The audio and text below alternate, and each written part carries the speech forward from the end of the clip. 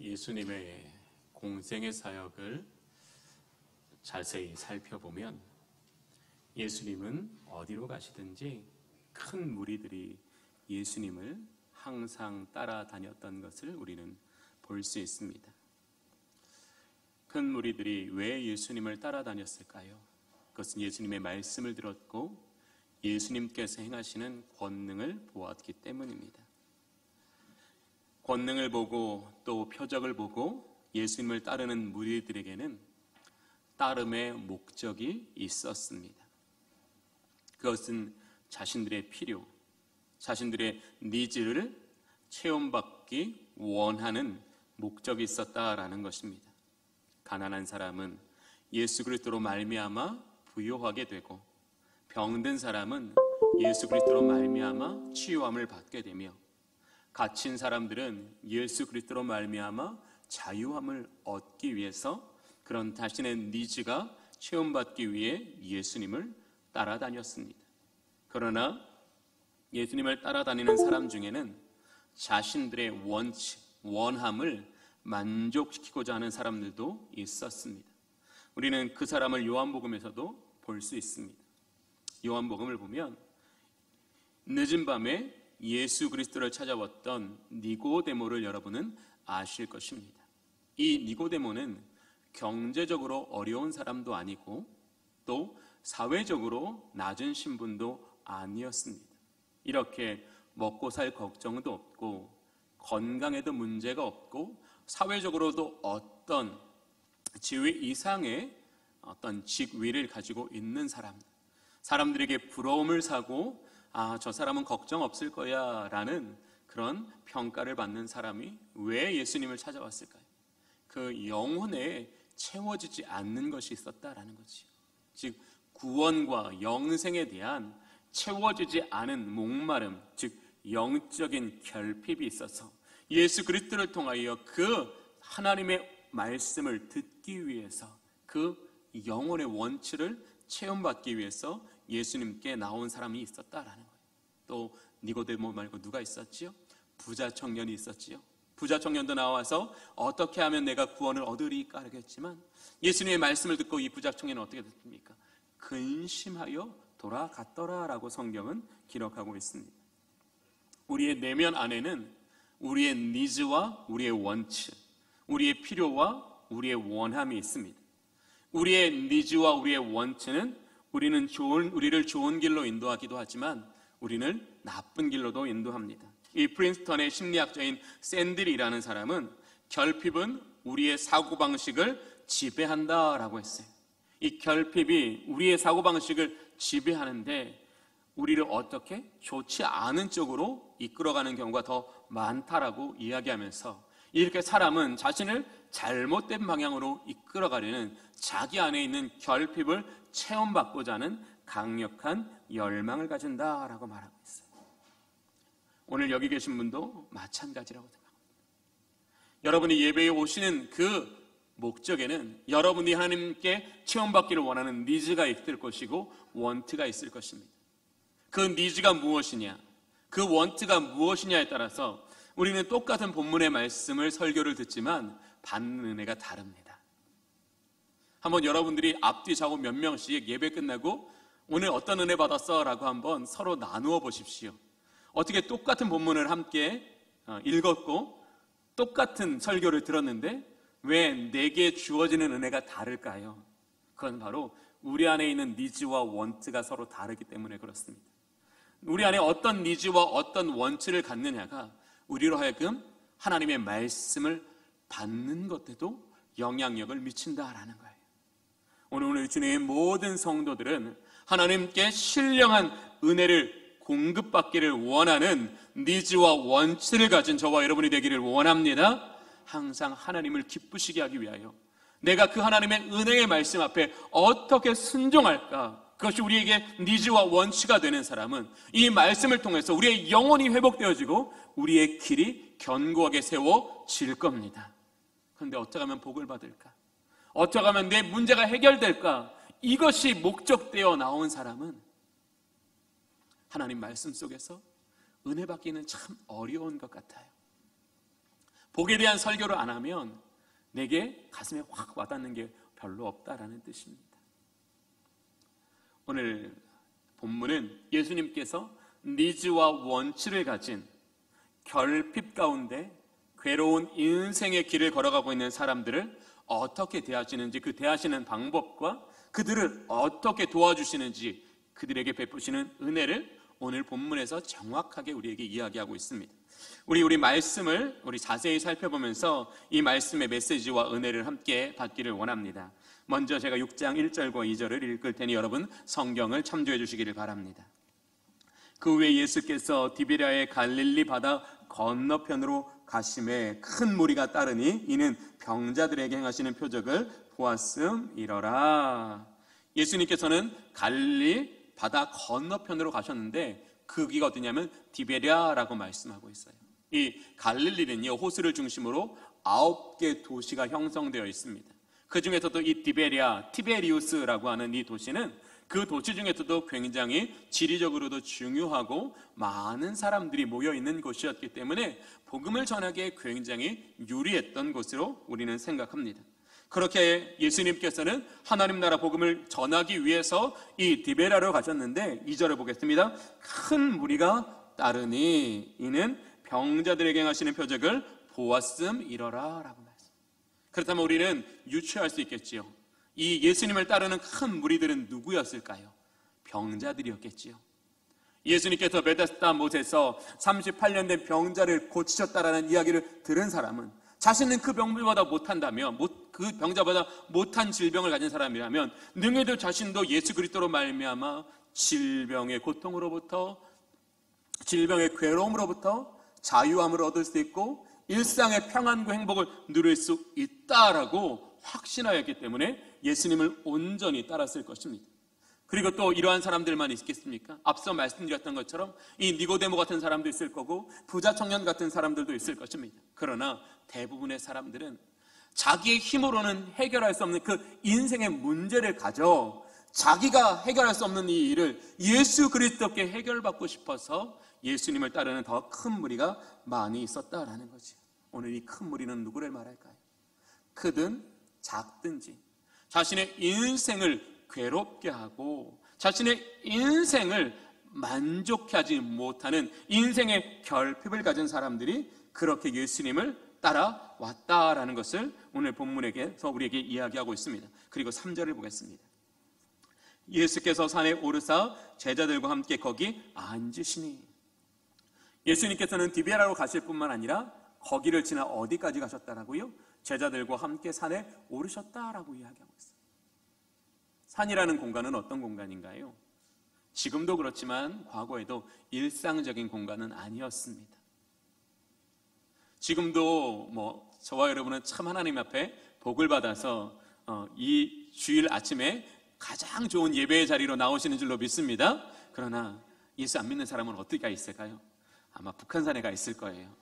도봉산에 가 있을 거예요. 설악산에 가 있을 거예요.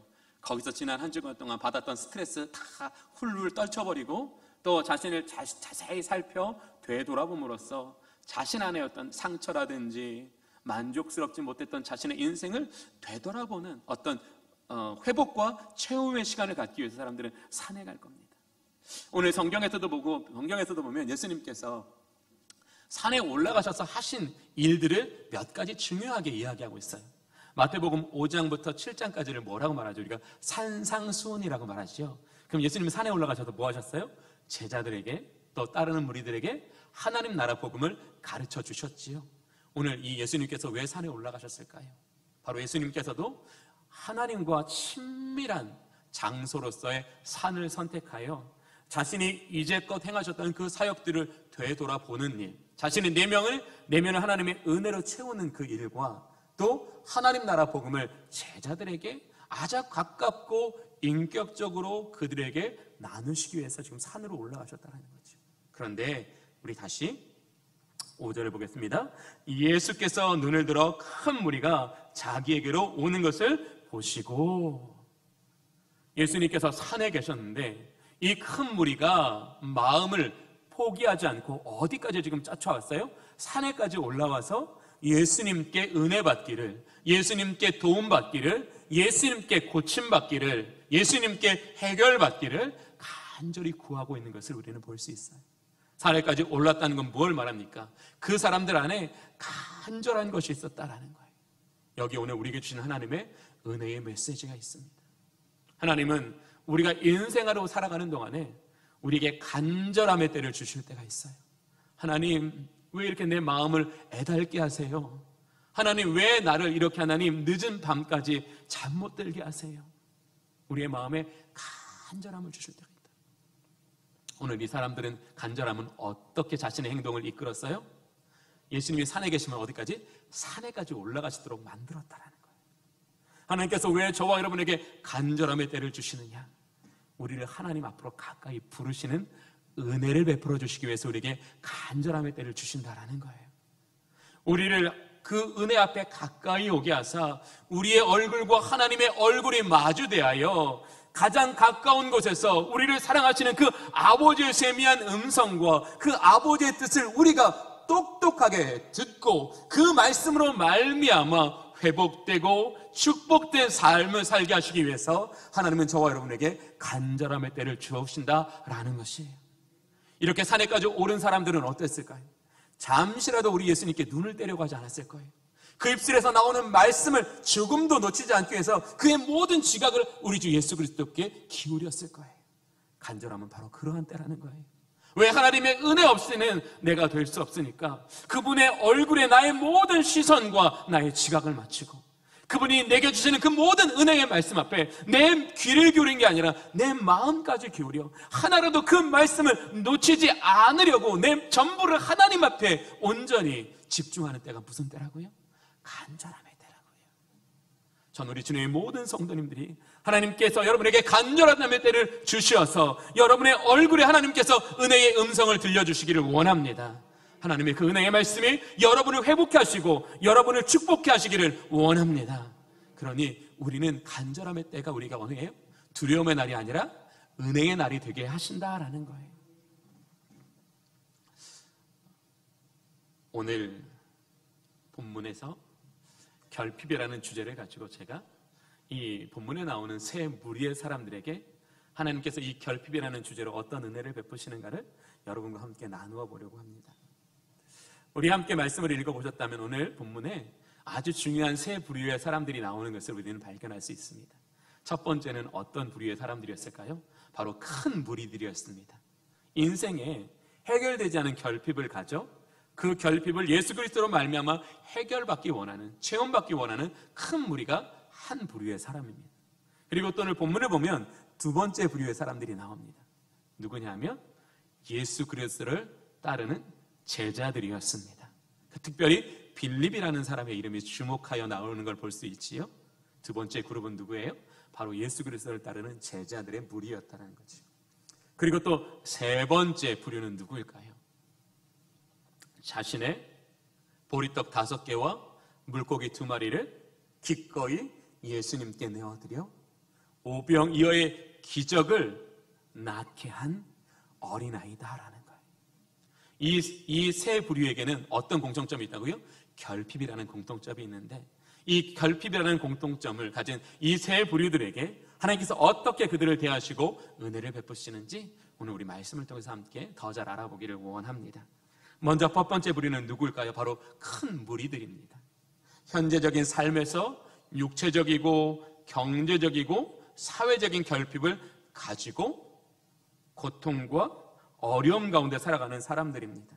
그들이 산에까지 예수님을 따라 올라갔더니 10절을 보십시오. 예수께서 이르실 때 이 사람들로 앉게 하라라고 말씀하고 있어요. 왜 예수님께서는 이 사람들에게 앉게 하라고 명하셨을까요? 그들에게 이 보리떡 5개와 물고기 2마리로 그들의 굶주리고 그들의 허기진 영혼을 먹여주시기 위해서 하나님은 그들이 가장 편안하게 주의 식탁 앞에 주어지는 그 음식을 받아 먹을 수 있는 가장 좋은 장소로 그들의 영혼을 하나님은 앉혀주셨다는 거예요. 그리고 예수님께서는 그들에게 떡을 떼어 나눠주시고 물고기를 떼어 나눠주셨는데 어떻게 나눠주셨는지를 우리 본문을 보겠습니다. 11절 말씀 볼게요. 예수께서 떡을 가져 축사하신 후에 앉아있는 데들에게 나눠주시고 물고기도 그렇게 그들에게 원대로 주시니라. 하나님께서 거기 앉은 무리들에게 어떻게 주셨다고요? 원대로 주셨다라는 거예요. 하나님 저 이만큼 원합니다. 그러면 이렇게 주셨고, 하나님 저 저만큼 원합니다. 그러면 그들의 원대로 주셨다라는, 이게 왜 중요할까요? 이 사회적인 약자들은 늘 사람들 앞에 멸시당하고 분리당하는 인생이었어요. 얻어먹어도 한 번도 충분하게 얻어먹지 못해서 배부른 경험이 없는 사람들이다. 그런데 그런 사람들이 예수 그리스도께서 준비하신 그 식탁에 앉아 우리 주님께서 주시는 그 은혜를 공급받는데, 어떻게 공급받다고요? 원하는 만큼 공급받았다. 얼마나 특별한 경험이었어요. 인격적인 무시를 당하면서 겨우겨우 얻어먹던 사람들이 원하는 대로 풍족하게 먹을 수 있는 이 은혜를 누린다는 게 얼마나 그들에게 유익하고 영적인 경험이었겠어요. 다시 그 밑에 절을 보십시오. 12절에 그들이 배부른 후에, 원하는 대로 주시는 주님께서도 그들에게 어떻게 주셨어요? 배부른 만큼 주셨다고 말하고 있어요. 배부른 게 뭔지 모르는 사람들에게 배부름을 경험하여서 그들이 먹음으로써 인한 평안을 누릴 수 있는 정도까지 하나님 그들을 채워 주셨다는 거예요. 그리고 13절 볼까요? 이에 거두니 보리떡 5개로 먹고 남은 조각이 12바구니에 찼더라. 어떻게 주셨어요? 먹고 남을 만큼 주셨다라고 말씀하고 있어요. 이 사람은 예수 그리스도를 잘 믿는 사람이 아니지요. 그저 자신의 결핍을 예수 그리스도로 말미암아 해결받기 원하는 그 목적을 가지고 예수님께 나왔지만, 예수님은 그들을 어떻게 했어요? 긍휼히 여겨주셨어요. 예수님은 그들을 사랑하여 주셨어요. 그래서 그들이 현실에서 경험할 수밖에 없는 그 고난을 덮고도 남을 만큼 우리 이제는 그들에게 원하는 대로 주셨고, 배부르게 주셨고, 먹고 남을 만큼 그들의 인생을 채워 주셨다라는 것을 오늘 우리에게 보여주고 계시는 거예요. 이것이 예수님께서 육신을 입으시고 이 땅에 오신 아버지의 뜻이고 성육신의 목적이라는 거예요. 예수 그리스도를 따르는 자들에게, 그를 가까이 하는 자들에게 예수님은 그가 어떤 결핍이 있든지 그를 긍휼히 여기시고 그를 사랑하사 그를 받아 그에게 원하는 대로 그에게 은혜를 베푸시고 그들에게 배부르도록 그들의 영혼을 채우시고 그들의 인생에 남을 정도로 그들의 생명을 채워주시기 위해서 우리에게 오신 주님이시다라는 것을 오늘 우리에게 보여주고 계시는 거예요. 저는 우리 모든 주님의 성도님들에게 오늘 예수 그리스도의 이 놀라운 은혜가 저와 여러분에게 충만하게 임하기를 원합니다. 왜 우리가 예수님을 가까이 해야 합니까? 왜 예수님께서 어디 계시든지 우리가 그분을 따라가야 합니까? 그분을 가까이 하는 자에게, 그분을 따라가는 자에게 예수님은 원하는 것을 주시고 배부르게 주시고 남을 만큼 그 인생을 아름답게 해결해 주시는 능력의 주님이시기 때문입니다. 오늘 이 사람들은 결핍의 인생에서 어떤 인생으로 바뀌고 있어요? 만족의 인생으로 바뀌고 있는 거예요. 이제는 더 이상 결핍의 인생이 아니에요. 예수 그리스도를 구주로 받았기 때문에. 우리 오늘 14절 하반절 볼게요. 그 사람들이 누구예요? 큰 무리들이겠죠. 예수께서 행하신 이 표적을 보고 말하되 이는 참으로 세상에 오실 그 선지자라 하더라. 예수를 믿게 되었다라는 거예요. 이제 예수를 믿게 돼서 그들은 한 번이 아니라 영원한 배부름의 은혜 가운데로 들어가게 되었다라는 것을 이야기하고 계시는 거예요. 저는 여러분이 어떤 결핍을 가지고 있든지 하나님은 여러분이 하나님께로 나오시는 그 통로를 개의치 아니하심을 믿습니다. 어떻게든지 예수 그리스도께 나오는 자들에게 하나님은 여러분의 인생을 만족하게 하사 좋은 것으로 영원토록 배부르게 하시는 은혜의 하나님이신 줄로 믿습니다. 그래서 우리는 날마다 어떻게 해요? 예수를 찾는 인생이 되어야 돼요. 예수님께 가까이 나아가는 인생이 되어야 되고 그분 앞에 온전히 따라가는 인생이 되는 저와 여러분이 되기를 원합니다. 이제 또 이 두 번째를 볼까요? 두 번째 부류가 누구라고 말씀드렸죠? 예수님을 따르는 제자들이라고 말했죠. 그런데 오늘 본문을 보면 제자들에게 어떤 결핍이 있는지 오늘 이 본문을 통해서는 나와 있진 않아요. 그건 문자적으로는 나와 있지 않지만 본문을 보면 나와 있어요. 이 제자들은 지금 어떤 결핍에 처해 있나요? 믿음의 결핍에 처해 있어요. 본문 볼게요. 5절과 6절 먼저 보겠습니다. 예수께서 눈을 들어 큰 무리가 자기에게 오는 것을 보시고 빌립에게 이르시되 우리가 어디서 떡을 사서 이 사람들을 먹이겠느냐 하시니 이렇게 말씀하심은 친히 어떻게 하실지를 아시고 빌립을 시험하고자 하심이라. 오늘 여기서 예수님께서 왜 이 말씀을 하셨다고요? 빌립을 시험하시기 위해서. 그럼 빌립의 무엇을 시험하고자 하셨을까? 바로 빌립의 믿음을 시험하고자 하신 거예요. 지금 이 예수님을 따르는 동안 빌립이 얼마나 예수님을 사랑하는지, 얼마나 예수님을 믿고 있는지, 얼마나 그분이 메시아로서의 그 권능 있으신 분을 믿고 있는지 그것을 시험하고 있는 거예요. 왜? 믿는 것만큼 주님을 의지하고 믿는 것만큼 주님께 순종하고 믿는 것만큼 주님께 붙어 있을 수 있기 때문에 그렇죠. 그러면 왜 이 빌립이라는 사람의 믿음을 시험하셨을까요? 요한복음에서 빌립이라는 사람의 이름이 어디에 처음 등장하냐면 요한복음 2장에 등장해요. 여러분들이 저와 함께 요한복음을 강의하시면서 은혜 받기를 원하시는 분들은 아마 꼼꼼히 읽으셨으리라고 생각해요. 그럼 제가 빌립이라는 말을 했을 때 2장이라고 딱 깨달아지는 은혜가 있기를 원합니다. 네, 2장에 나와요. 나다나엘과 함께 나와요.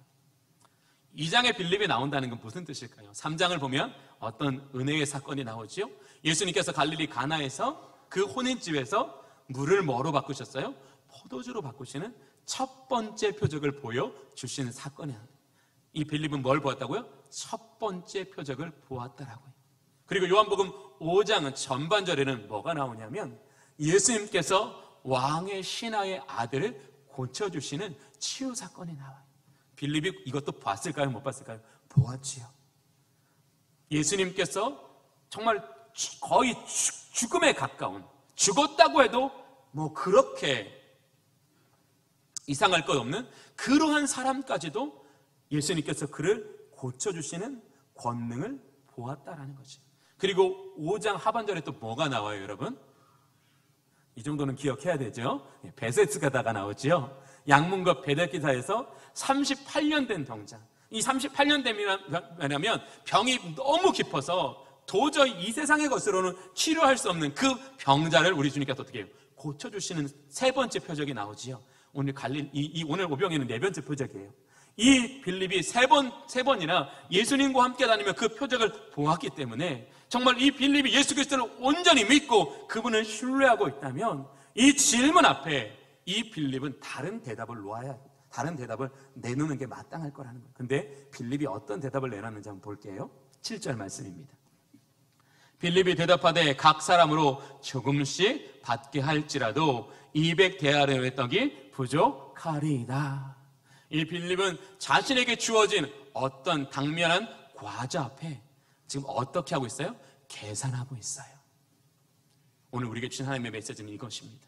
우리가 믿음이 부족할 때 나타나는 현상이 뭐냐면 계산하는 사람이 된다라는 거예요. 믿음이 부족한 사람은 자신의 인생의 결핍이 찾아오면 어떻게 하면 이 결핍을 내가 해결할 수 있을까? 먼저 머리로 계산하는 사람이라는 거예요. 이렇게 하는 게 좋을까? 저렇게 하는 게 좋을까? 아니면 이것이 나을까? 저것이 나을까? 머릿속으로 막 충분히 계산하고 또 그렇게 해서 가장 합리적인 결과를 따르려고 한다는 거예요. 하나님과 세상 사이에서 뭐 한다고? 저울질한다라는 거예요. 저는 우리 주님의 모든 성도님들에게 하나님께서 믿음의 복을 주시기를 원합니다. 그래서 이런 당면한 과자 앞에서 주님이라면 능치 못할 일이 없으십니다. 주님은 여기에 있는 모든 사람을 먹이고도 남으시는 하나님이십니다. 계산하는 인생이 아니라 온전히 주님을 따르는 인생 되는 저와 여러분이 되기를 원합니다. 그래서 저와 여러분에게 뭘 주셨다고요? 믿음을 주셨다라고요. 믿음을 주셔서 온전히 주님을 따름으로써 하늘과 땅의 모든 권세를 가지시고 죽은 자를 다시 살리시는 그 권능의 하나님이 우리의 인생의 문제와 과제를 해결하여 주사 부족함이 없는 삶으로 우리를 이끌어 가시는 주님이 되어 주신다라는 거예요. 혹시 여러분 계산하고 있지 않으세요? 하나님 이게 좋을까요? 저게 좋을까요? 주의 임재 앞에 나와 하나님 나에게 오늘 이러한 당면한 문제를 주신 하나님을 찬송합니다. 저는 이 문제를 통하여 하나님 내게 위대한 일을 이루실 것을 신뢰합니다. 주여 다만 저로 하여금 하나님 이 과자 앞에 믿음이 흔들리지 않도록 나의 영혼을 도와주시옵소서. 내가 하나님의 그 은혜의 음성 앞에 집중하여 그 하나님의 놀라운 그 말씀에 순종할 수 있도록 나를 도와주시옵소서. 주의 말씀이 내 영혼을 움직이시고 내 영혼을 주 앞에 순종하게 하실 때에 내 삶에 기적이 일어나게 될 줄로 믿습니다. 하나님, 나는 계산하는 사람이 아니라 기적을 기다리는 사람 되게 하여 주시옵소서. 그게 정말 하나님 우리에게 주시는 은총이라는 거예요. 저는 여러분들이 믿음 없는 사람 되지 않으시기를 원합니다. 믿음이 없어질수록 우리는 계산을 해요. 근데 여러분 계산해 보신 적 있으시잖아요. 그렇죠? 혹시 계산에 답이 나오던가요? 인생에서 계산하는 거에는 거의 답이 없어요. 답이 없으면 어떻게 돼요? 마음이 어두워지고 무거워져요. 그 상태로 기도하지 못하고 우리는 계속 시간만 지내고 있지요. 혹시 그런 분들 있지 않으세요? 너무 많은 계산을 하다 보니까 이 계산으로는 도저히 내 인생에 답이 안 나와. 그래서 마음이 어두워지고 무거워져서 기도할 수 없는 그 어려움에 처해 본 분이 있지 않습니까? 주님 앞으로 나아가시기를 원합니다. 하나님은 저와 여러분의 결핍을 만족으로 채우시는 은혜의 하나님이신 줄로 믿습니다. 시편 기자는 이렇게 말했어요.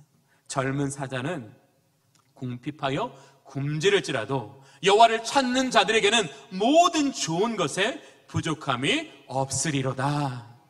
저는 우리의 믿음에 결핍되는 그것이 하나님이 나를 부르시는 은혜의 사인으로 경험되어지는 저와 여러분이 되기를 원합니다. 성령이 우리 마음속에 그런 깊은 감동 주시기를 원합니다. 그래서 하나님께 나와 우리의 결핍이 만족으로 바뀌어지는 은혜가 있기를 원합니다. 하나님, 오늘 예수님은 오늘 이 믿음이 결핍된 사람들에게 오병이어를 통해서 뭐 하셨어요? 믿음을 도와주신 거예요. 네 번째 표적을 보여주심으로써 나를 신뢰하라, 나를 온전히 따르라, 나의 안에 거하라 라고 말하는, 그들에게 하나님 놀라운 축복의 메시지를 주고 계시는 거예요. 오병이어가 단순히 5,000명을 먹이셨어가 아니라는 거예요. 주를 온전히 신뢰하지 못해서 계산하는 빌립을 향하여 하나님, 나 더 이상 계산하지 않겠습니다. 주님, 나 주님만 따르겠습니다. 전 이것이 축복인 줄로 믿습니다.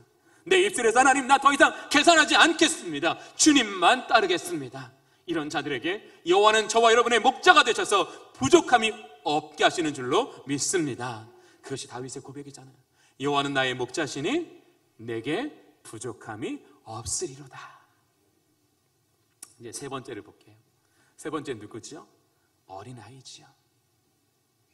자신이 가진 떡 5개와 물고기 2마리를 예수님께 드려 5,000명을 먹이고도 12광주리를 남도록 만든 바로 그 영혼이지요. 이 어린아이에게 어떤 결핍이 있을까요? 찾기가 쉽진 않죠. 네. 오늘 본문을 자세히 여러분 묵상해 보면 이런 걸 깨달을 수 있어요. 이 어린아이가 가진 이 물고기, 보리떡 5개와 물고기 2마리는 이 어린아이의 한 끼 식사로는 아주 충분한 양이었다라는 거죠. 혹여 2끼라고 해도 나눠 먹어도 허기지지 않아서 자신의 집으로 돌아가기에 충분한 음식이었다라는 거예요. 그것을 자기를 위해서 먹는다면 이 어린아이는 결핍을 경험하지 못하는 아이라는 거죠.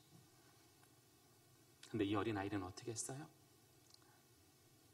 예수님 앞에 그것을 가지고 나와 드림으로써 자신은 조금 부족할지라도 더 많은 사람들을 유익하게 하시는 하나님의 그 은혜의 뜻을 따르고 있다라는 거예요. 오늘 이 어린아이의 결핍은 어떤 결핍이에요? 스스로 선택한 결핍이에요. 하나님께서 나를 통하여 위대한 일을 행하시기를 바라면서 스스로 자신의 것을 이웃을 위해 나눌 줄 아는 믿음으로 말미암은 자발적인 결핍이었다라는 거죠. 그 믿음으로 말미암는 자발적인 결핍 위에 하나님은 어떤 축복을 주셨어요? 오병이어의 축복을 주셨다라는 거예요. 그것이 복음의 사람이라는 거예요. 그것이 하나님의 나라를 이미 기업으로 받은 사람이라는 거예요. 하나님의 나라를 이미 기업으로 받은 사람은 어린아이와 같이 천국을 소유하였고 하나님의 뜻 앞에 겸손히 자신을 낮추어 스스로 자신의 부족함, 결핍을 선택하여 하나님의 영광을 드러내는 인생이 되게 하여 주신다라는 거예요. 바로 그 사람을 성경은 뭐라고 말해요? 성도라고 말하는 거예요. 하나님의 자녀가 되고 천국의 복음을 받고 천국을 기업으로 얻은 자들은 그 말씀의 뜻을 따라 이 어린아이와 같이 자기로 스스로 결핍을 선택하여 그것을 통하여 하나님의 나라와 그 영광을 드러내기를 간절히 바란다면 하나님은 그가 가진 이 보리떡 5개와 물고기 2마리일지라도 5,000명을 먹이고도 12광주리가 남게 하시는 축복의 인생이 되게 하여 주신다라는 거예요. 오늘 우리 주님의 모든 성도님들이 스스로의 결핍을 믿음으로 선택하는 은혜가 있으시기를 바랍니다. 그것이 우리의 평생에 해야 될 일이라는 거예요. 우리가 진리의 말씀에 순종하고 그 은혜에 감동하여 하나님의 말씀을 따르는 스스로의 결핍을 자발적으로 선택할 때에 성령은 우리를 기뻐하시고 성령은 우리가 선택한 결핍을 통하여 내 인생을 차고 넘치도록 채워주시는 하나님의 축복을 경험하게 하여 주신다라는 거예요. 이게 은혜라는 거예요. 성도는 어떤 사람이라고요? 이제부터 오병이어의 인생의 축복을 누리는 사람이 되었다라는 거예요. 어떻게 하면? 진리 앞에, 은혜 앞에 스스로의 결핍을 선택하여 하나님의 뜻을 위하여 그것을 내어놓는 자들에게는 평생 하나님이 오병이어의 복으로 12가지가 남는 복으로 여러분의 인생을 높여주시는 줄로 믿습니다. 그게 바로 오늘 이 결핍의 은혜라는 거예요. 하나님은 오늘 보면 두 부류들 있잖아요. 앞에 큰 무리와 제자는 어떻게 해요? 비자발적 결핍의 사람이었지만 하나님은 그들을 온전히 받아 그들의 모든 결핍을 만족으로 바꾸시는 하나님이시라는 거지. 그리고 세 번째, 이 어린아이, 정말로 스스로 결핍을 선택하여 하나님의 기뻐하시는 뜻을 온전히 행하는 자에게는 오병이어의 충분하고도 남는 은혜를, 복을 베풀어 주시는 하나님의 놀라우신 섭리를 보여주셨다라는 거예요. 우리 주님의 모든 성도들, 우리 주 예수 그리스도로 말미암아 결핍의 인생에서 만족의 인생으로 나아가는 저와 여러분이 되시기를 간절히 축복합니다. 기도하겠습니다. 좋으신 아버지 하나님, 오늘 우리가 이 생명의 말씀을 귀로 듣지 않게 하시고 마음으로 듣게 하여 주시옵소서. 하나님, 이 어린아이와 같이 우리의 남은 평생에 우리에게 있는 보리떡 5개와 물고기 2마리를 스스로의 선택을 통하여 결핍의 자리로 내려가 그것을 하나님께 온전히 내어드려 우리의 인생에도 오병이어의 능력과 기적이 있는 삶을 살게 하여 주시옵소서. 그 축복을 누리게 하여 주시옵소서. 예수 그리스도의 이름으로 기도하옵나이다. 아멘.